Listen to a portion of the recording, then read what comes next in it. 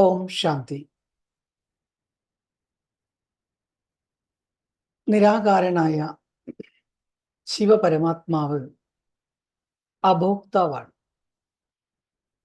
ആ ഭഗവാൻ തൻ്റെ മക്കളായി നമ്മളോട് ചോദിക്കുകയാണ്, ബാബ്ദാദ ചൂടുള്ള വസ്ത്രം ധരിക്കാറുണ്ടോ?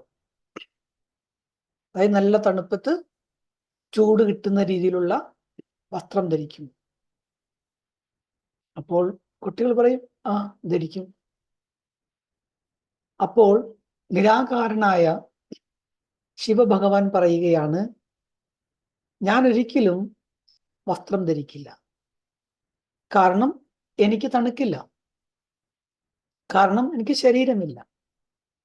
എന്നാൽ ഞാൻ ഏത് ദേഹത്തിലാണോ പ്രവേശിച്ചിരിക്കുന്നത് ആ ശരീരത്തിന് തണുപ്പ് അനുഭവപ്പെടും. അതുകൊണ്ട് തന്നെ ആ ദേഹം തണുപ്പിൽ നിന്നും രക്ഷപ്പെടുവാൻ ശരീരത്തിന് ചൂട് നൽകുന്ന വസ്ത്രം ധരിക്കേണ്ടതായിട്ടുണ്ട്.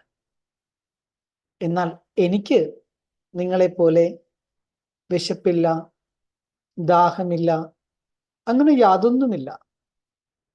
ഞാൻ തികച്ചും നിർലിപ്തനാണ്. ഞാൻ എല്ലാ കാര്യങ്ങളും ചെയ്യുന്നു.